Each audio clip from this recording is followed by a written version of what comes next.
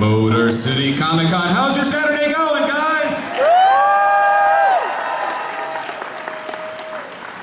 That's okay, but for as many people in the room, it could have been better. So let me phrase it a different way. Anybody a fan of Guardians of the Galaxy out there?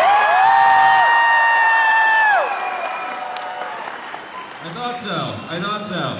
So we're gonna bring a gentleman out here to kick things off, and in typical Yondu fashion, Rooker is running a little bit late, but he's gonna be with us soon enough. But I think that we have, I don't know, he's a guy that can sport his own fin, as we've seen. I want you to make some noise. Of course you know him as Kraglin from Guardians of the Galaxy. Please give it up for Mr. Sean Gunn!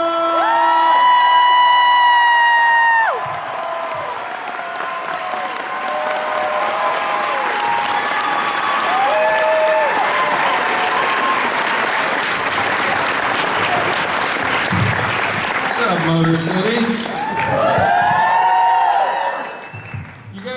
You guys are really lucky to have this time where Rooker's not here. I think it'll make it much more exciting for everyone. Well, yeah, we'll actually have a moment to speak in complete sentences and whatnot. But that's correct. Yeah, exactly. If you like coherent, thoughts. Value that. This is the panel for you. Well, first off, hey, just congratulations on Guardians of the Galaxy Volume 2, of course. And as well as the Belko Experiment, as well as Gilmore Girls. I mean, that's sort of an opening question. It's kind of fascinating that, you know, Comic-Con is a place for all kinds of fandoms to mix and match and everything. Were you surprised when you started doing these shows when there were so many Gilmore Girls fans at Comic-Cons? Yes, I was.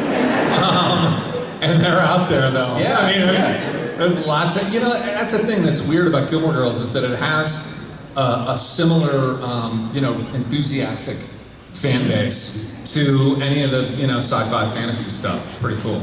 Yeah, I certainly, it's funny, I kind of gauge it, and I see a lot of people out there that are showing up for Gilmore Girls as well as Guardians. I see some Gilmore cosplayers. Really?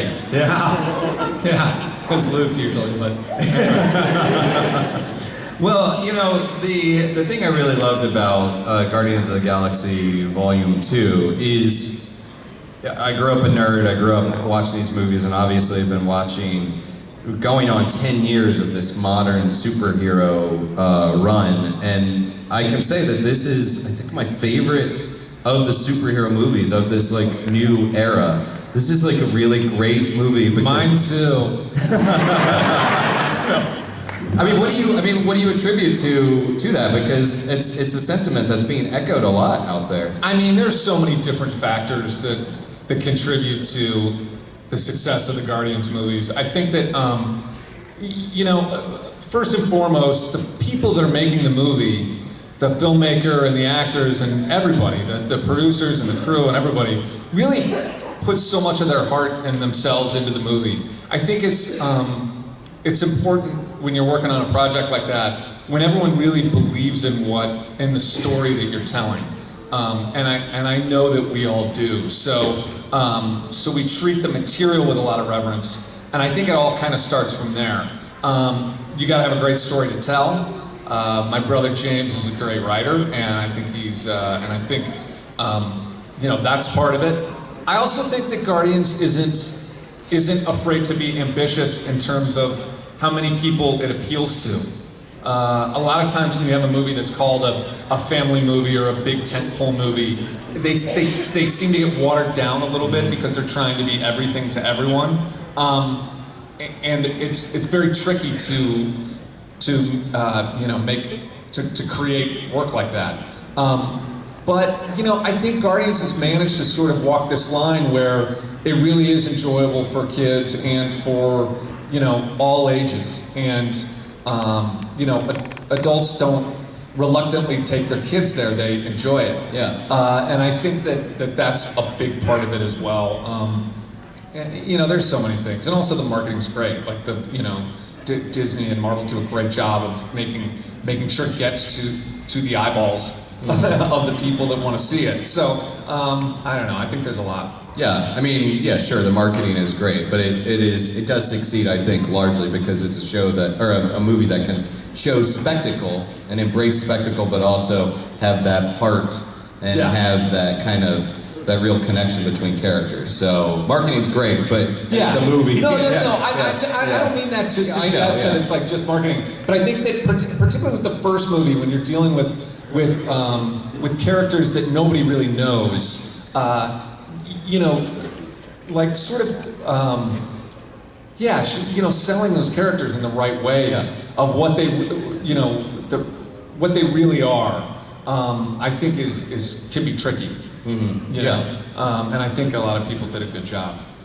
Well, for Kraglin, did you, in the sequel, you kind of had to flesh out this character more, like he suddenly had a lot more to do. Oh yeah. Was that kind of laid out by James? Like when did he sort of give you a heads up that, okay, you know what, you're gonna have to do more as Kraglin, you're gonna have to really develop this character more? He in July of 2015, which was after he had been working on the script for close to a year,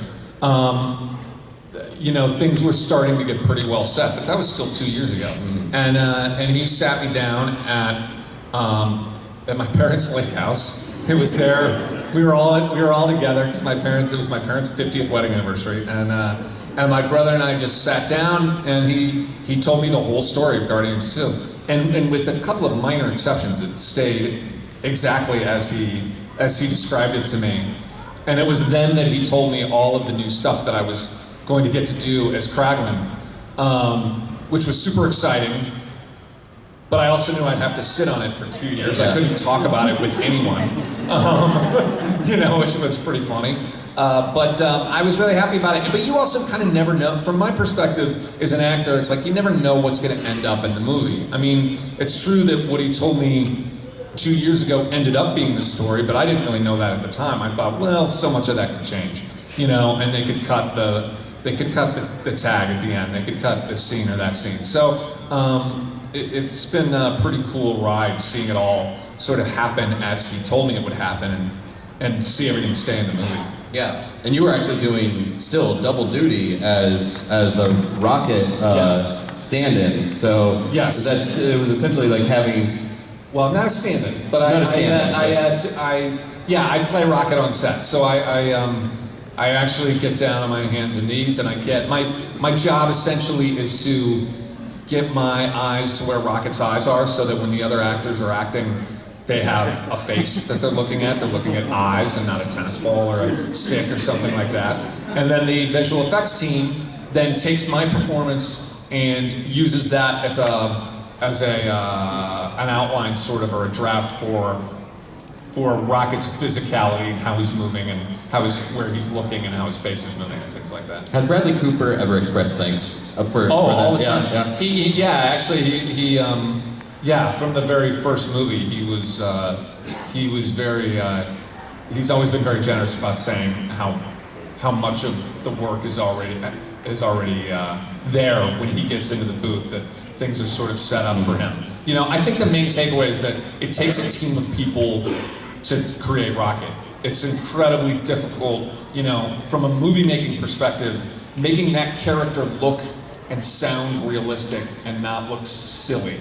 To not look totally fake or overly cartoonish or any of those things. It's just really, really tough. It's the hardest thing about the animation process for Guardians. So yeah, it takes a lot of us to kind of come together to make that work as well as we can. Yeah, and it really is a testament to that work, because we view Rocket as a true character, fully fleshed out. Sure. And it's excellent. So let's go ahead and throw to an audience question. Hi. Sounds good. They're already sleeping out there waiting for their questions. Hello. Hi. Hi. Thanks for coming, by the way. Thanks for having me. Yeah, I just wanted to know, if Kraglin had a playlist, what the first song on it would be. Oh, that's a good question. I'm gonna go with Jukebox Hero.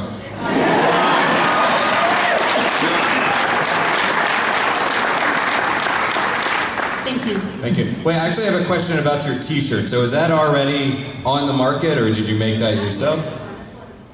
I made this one. Well done, that's great, that's awesome. Like, I love seeing the fan turnaround about how quickly they adopt the items, you know? I know. Hi there, Captain Cold for the question. Yes. I wanted to know. Whoa, watch where you're pointing that phrase down there, buddy. Wait, hold on. Before you ask, I want to say real quick. I thought it was funny one time. About that t-shirt turnaround. I remember I was watching Game of Thrones, and Tyrion said, "That's what I do. I drink and I know things." Yeah. And as soon as he said it, I turned to my girlfriend at the time and said, "I'm going to be seeing that on t-shirts at a con this weekend," and I did. Yeah. I wanted to ask, do you do the whistling that Kraglin does, and if so, how do you do it so consistently and loudly? Oh, the whistle. Well, that was just one scene, but I did some whistling there. I don't know how much of. I gotta be honest. I don't know how much of mine they used and how enhanced it is, but my whistle's okay. I don't know. Is it okay? I mean, that's sort of this. May not be accurate, but it's, Well, it's because you're inheriting essentially a tick or a piece of a performance from another actor, from Rooker, and that's like so Rooker, and then it's like, okay, now you do yeah, I your just version. started, man. He's Yeah. been doing it for decades. I know. Cut me some slack. Thank Thanks. you. Howdy. Hi. What is your favorite scene in Guardians of the Galaxy Volume 2? Favorite scene? My favorite scene, you know, I guess I don't need to worry about spoilers with this crowd, right? I think we're safe, yeah. I really like the funeral scene at the end of the movie, and kind of the aftermath of that into the ending. It's just like really good, powerful, emotional stuff. But you know, I don't. The truth is that I don't think in terms of having a favorite scene. Like I don't really work like that. But I end up kind of loving them all for different reasons. You know. Thank you. Thank you. Thanks. Hello. Hello. Oh, I see why. They ask you guys to sit down so that you don't get in the way of people? Is that what's going on? So it's like, so they're not blocking people. It's very considerate of them. I've never seen that at a convention. All right. My question is, who is your favorite MCU character that does not appear in Guardians of the Galaxy? I've always been a really big Silver Surfer fan. He did not, to my knowledge, appear in Guardians of the Galaxy. So I'm gonna go with that one. Thanks. And yet, he very well could at some point, I'm sure, yeah. It's, hello. I can't believe no one else thought to ask this yet. There's a lot of talent in that funeral scene that you mentioned. Does that indicate a possible Ravagers prequel, or? So I'm gonna stop you there, because, I mean, he can't really answer anyhow, but no one can answer that. What about, yeah, I wouldn't know any of that stuff. I don't know, you know, I rarely know what is in the works as far as Marvel goes. I do work closely with Marvel on the stuff that we're working on, but as far as future projects, I never know. Hello. Hi. I'm going to shake it up and ask a Gilmore Girls question, just because I'm... Now's the time, because Rooker's not here. Although, just so you know, this is true, Michael Rooker is probably the single biggest Gilmore Girls fan that I know. Take that to the internet. Yeah, loves it. He can't get enough. So, the character of Kirk, in like the first 2 episodes, he was a character named Mitch, and then he became like a reoccurring character. So, like, how did Kirk come to be such an important part of the show? Like, how did that happen? Well, what happened was, I did the first episode of Gilmore Girls. The character's name was Mick, but he was just the DSL installer. which dates both me and the show. And then, you know, it was just supposed to be a one-time thing. But they kept asking me back. I guess Amy really liked my performance, and she kept having me back to do more stuff. And then she thought she was giving me a name for the first time, not realizing that she had already given me a name. And so I just, you know, it wasn't like it is now where you write the whole season before you go shoot it. You know, it's like they were just going one episode at a time, and so I think she just kind of didn't remember. But, you know, I thought every episode I did would be my last for quite a while into the shooting of Gilmore Girls, until like almost the end of the first season. I thought, is this joke gonna wear thin? Am I just gonna be gone forever? And then it wasn't until they started giving me more of a backstory that I felt like, oh, I might be here to stay, you know? Thank you. Thanks. I mean, because fans pick up on every kind of detail and minutia, is there some sort of like either fan fiction or in-universe explanation for the name change or anything that people have speculated on?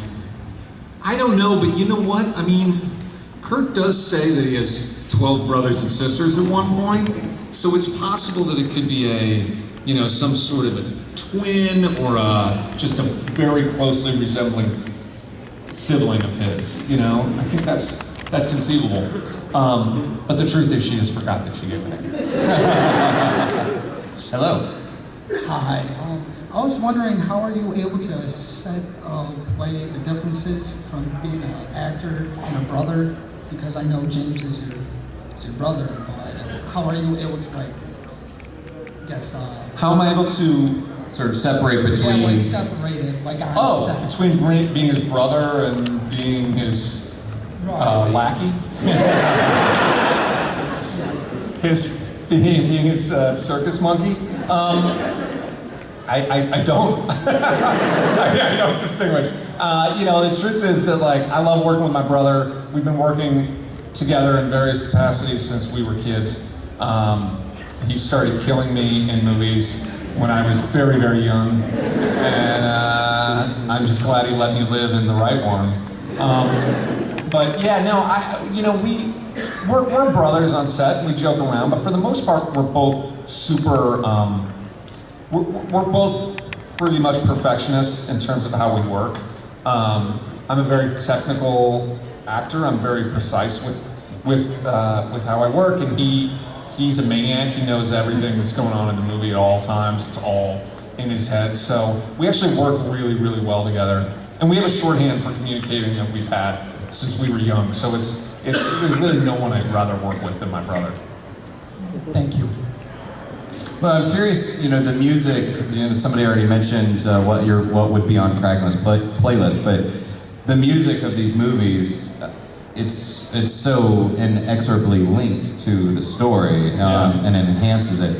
So out of sort of these soundtracks, what were the most often played kind of songs in the Gunn household? What's like when you saw that he's putting these songs in the movie, you were like, oh yeah, of course he's gonna use Brandy or whatever. Yeah, I mean, well, we're really big music fans, particularly James and I and a couple of our other brothers. There's 6 of us, by the way, in my family.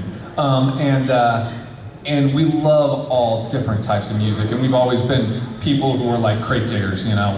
We will dig back for all different types of genres. So I was familiar with all those songs, and I'm not surprised that he loves them, but I kind of have a special spot in my heart for Lakeshore Drive, which is the song in the new movie by Aliota Haynes and Jeremiah, that mega band.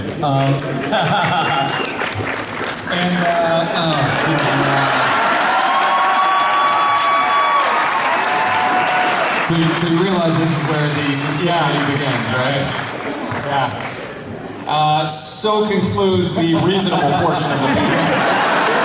Sean, it was so nice having a conversation with you, but give it up for Mr. Michael Rooker!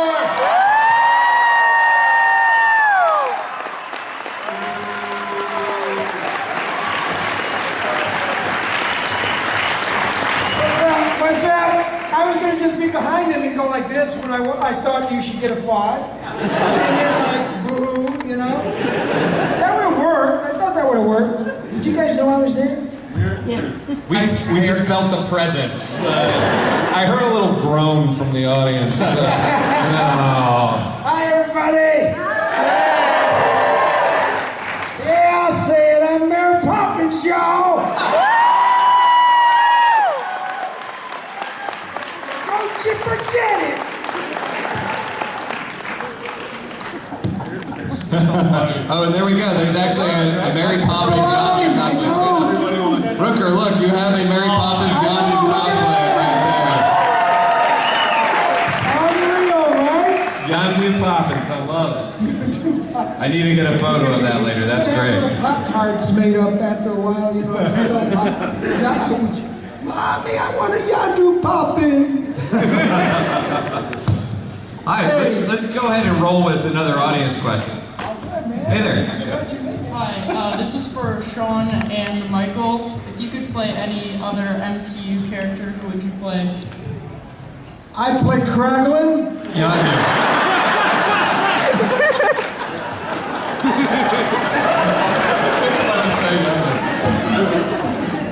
Thank you. Good question. Good question. I play Yondu because the actor who plays Yondu now is one of the weaker Sucks. elements of MCU. Totally sucks. Actually, let me ask you, Rooker. When did we were talking with Sean about when kind of laid out the Kraglin story? When did James say, okay, we already know you're going to do more in Volume 2, but when did he actually lay out what your story was for the He sequel? never laid it out. Just here's it. You just I show had up to and figure it out it's myself. He never tells me anything. He's not very detailed individual. And his writing's very, very vague.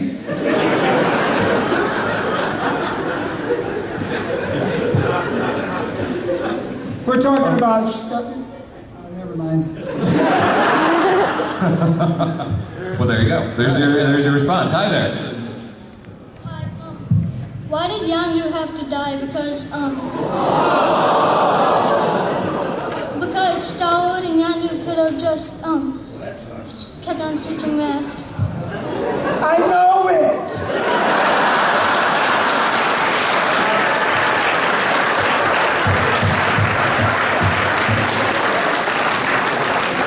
But don't you think you saw that arrow in the end? Don't you think Yondu is shooting his arrow off into space, into another galaxy far, far away to kick some more ass?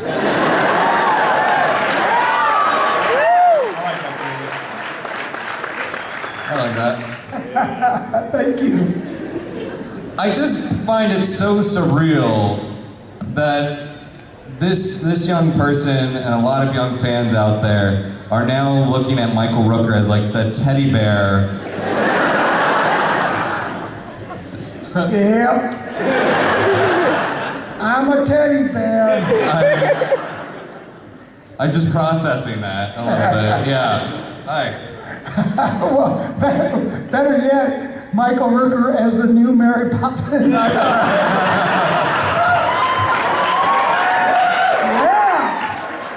case you don't know, by the way, Rooker will be appearing at Disneyland dressed as Mary Poppins for the remainder of the summer.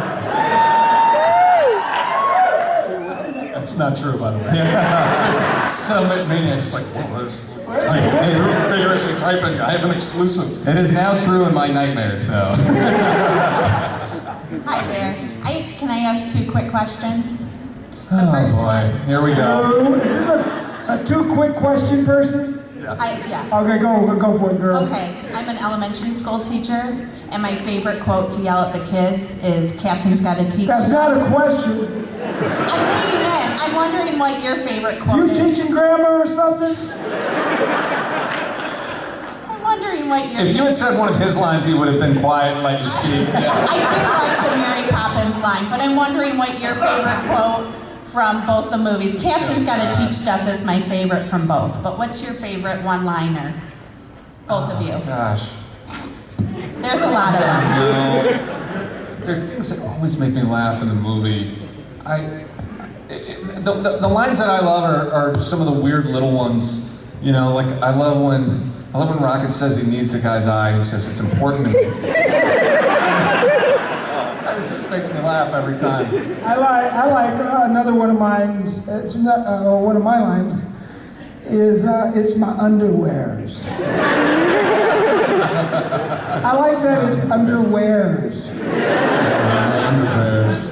The other quick question is, I know James did the dancing for Baby Groot at the beginning. Was that dance influenced at all by Weapons of Choice dance Christopher Walken? No, good Lord, no, girl. James Gunn's always thought that I have the moves. I mean, he's been copying me for years. Thank you. I don't think he would have been copying anything. I'm sure he probably wouldn't have been. Yeah. Okay, thanks. Yeah. Thank you. Hello. Hi. I like that you have them down on their knees before they get up. Your subjects? I run a tight panel here. Yeah. So you guys really brought the characters to life. They were just really beautiful, well done, well thought out. I was hoping you could kind of walk us through how you saw these characters and did you ever see them going in a different direction than what you provided on the movies? No. I don't know. I never really have it all figured out in the beginning. It just sort of as you go along, you got a basic understanding. You have a script. So you have your map, right? And then you can, it changes as it goes along. I mean, and then it just sort of starts developing. And before you know it, you're in your hotel room going like, oh, shoot, I should have done that. Oh, I should have done that. Oh, that's the worst. Oh, I know, isn't it? That's the worst feeling. I mean, I hate that feeling. That's the worst feeling. So I decided early on in my career, I don't know about you, but I'll never say that. So whatever happens on set, on the day, is the way it's supposed to happen. Period. Yeah, I mean, when I'm at my best, I think that way, but sometimes it's hard. I'm always at my best. That's the problem. What's funny? It's like Kraglin. I didn't really quite know who exactly Kraglin was until Neither did I. Until I saw the first movie. Because we played around with that character a lot when we shot it, and we had him sort of we did more takes where he was a little bit more of a maniac, and he was cackling a lot and stuff. Sort of a bathroom. And we weren't sure if we were going to use it or not, and then they ended up just not, that stuff didn't work so well in the first movie, so they cut him to be a little bit more of a soldier, and with still some comedy elements. So it wasn't until I saw that then I was sort of more ready to do the second movie. Thank you. Yeah. Actually, and Sean was speaking to this a bit about being directed by James, but Rooker, I'm curious, what do you think he gets out of you? What do you think James gets out of you that maybe other directors don't?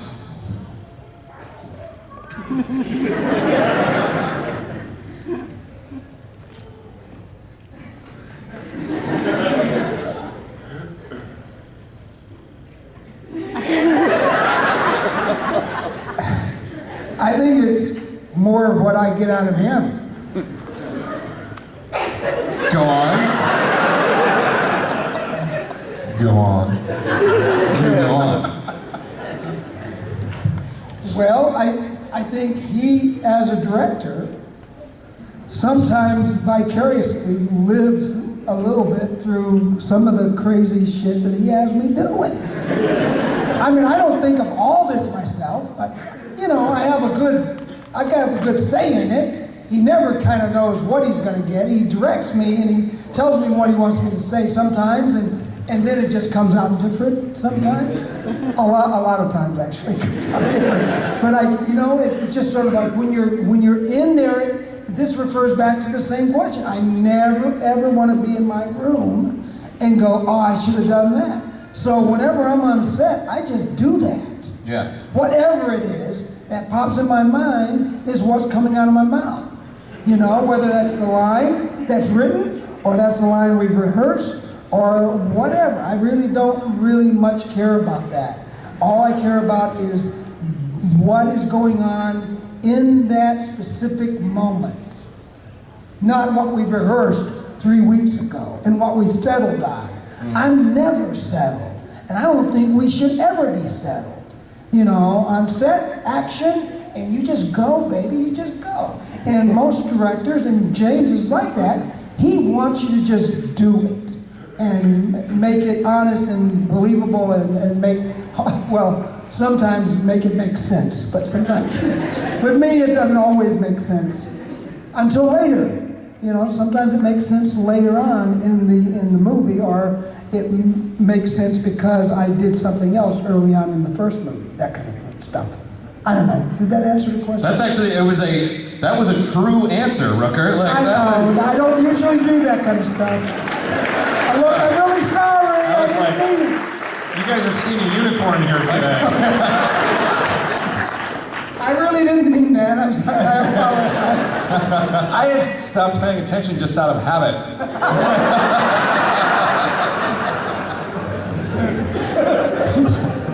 All right, we'll get back to the random stuff. Let's take another question. This is for a question for Michael. What Marvel character is your favorite instead of not including Yondu? So another MCU favorite character. Well, I'm kind of partial to Rocket right now. You know, I'm really digging Rocket. I think he's got all the fun lines. You know, I mean, really, I'm listening, and Bradley does a great job with, you know, his work in the voiceover stuff for that character, and my friend here does a lot of the physical stuff, and without him doing the lines on set, it would be a lot harder to play opposite a couple of CGI characters. But because of Sean here, it made it a lot more easier for me. And you know what? You know, I don't know if we all, and you guys probably don't know any of this, but we went to the same theater school, and so we have like sort of this, you know, this thing, we just, you know, do it. And it's cool, and it works good, and we're a bit opposite, but you make more sense than I do. I don't know. I mean, I think that it's one of the cool things about acting is that I think that I love working with Rooker, and I think that we work together really, really well on set. But our process of how we get there is very, very different. I think that anything that we do to prepare to be there can be very different, and that's what actors are like. And then so finding a collaboration with people who have different processes is I mean, that's the job, that's the task. Yeah, I stopped trying to explain my process to people because I just don't. Yeah. I don't do that anymore. Well, when did it kind of click into place, though? Because you both have done a lot of movies. You've been out there a long time. So when did that process click as far as like, oh, this is how I do it. This is how I find my character. Yeah, because in the beginning, when you get out in the real world after school, you actually, I actually tended to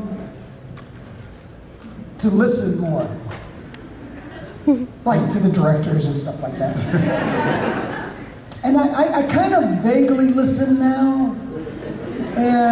But you know what I get is when they say something that clicks for me, that's all they need. It could take one word, one little phrase, and that's it. I got it. You don't have to explain anymore. And all those, in the past, I would just still listen. Now I'm like, got it, thanks, see you later. Yeah, you know, I don't want to hear anything else.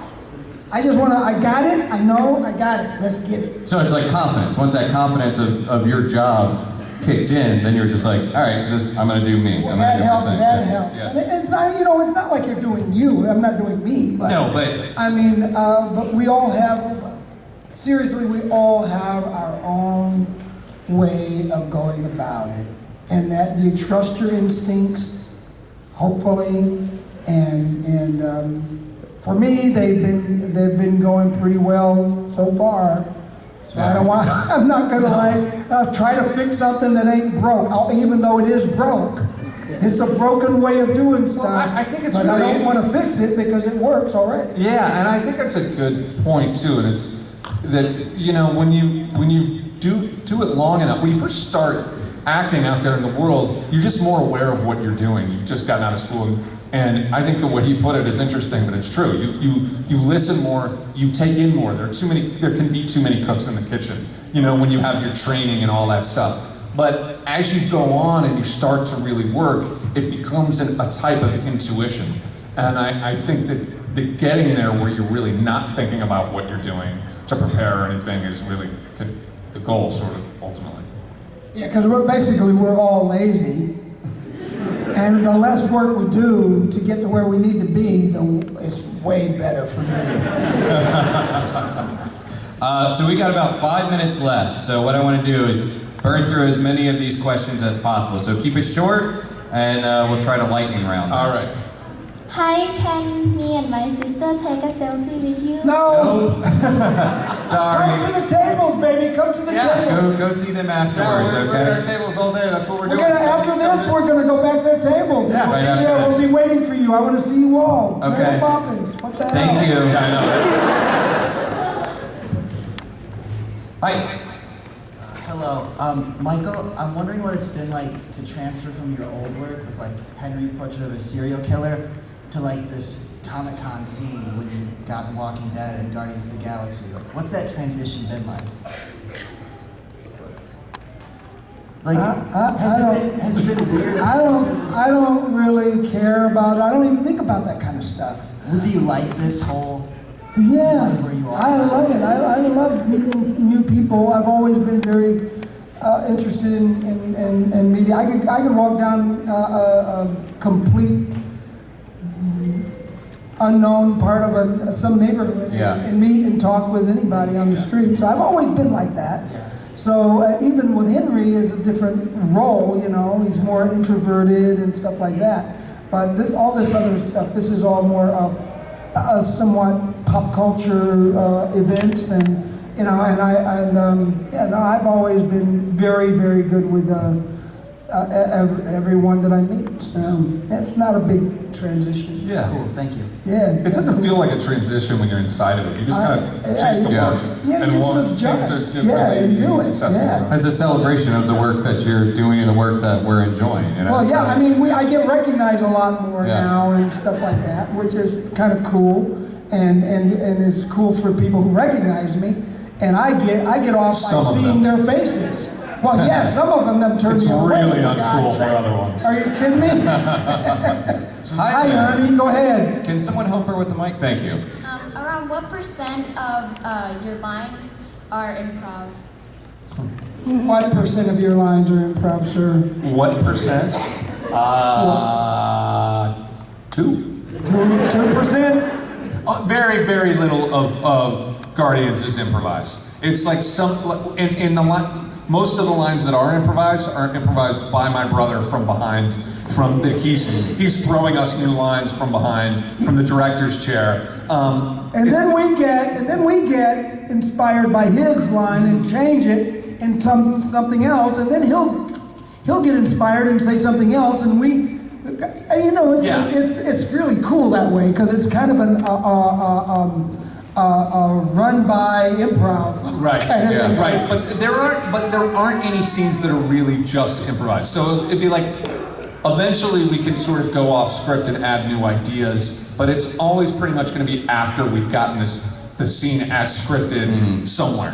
We will have those lines, and then somewhere in that the script is sort of he gets what he needs, and there's a script supervisor that was very pretty strict, and I think I always thought when we were working, Gunn was way less strict than our script supervisor, but that's not his job. His job is just to watch and making sure, you know, that he's believing what's going on. Yeah, get what you need, then and tweak he really it. gets into it.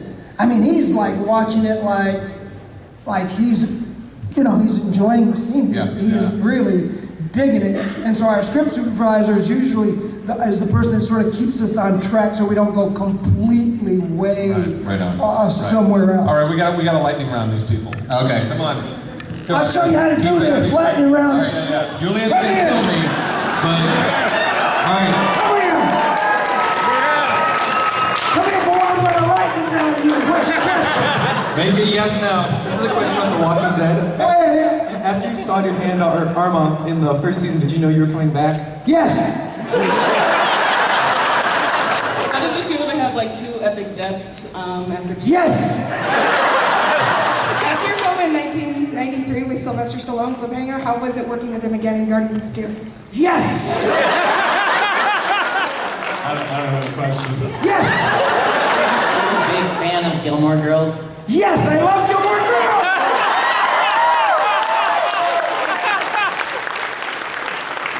When you found from the new season of Walking Dead, how do you think Merle would handle Negan? He'd probably invite him out to the batting cages. And only one of us would return.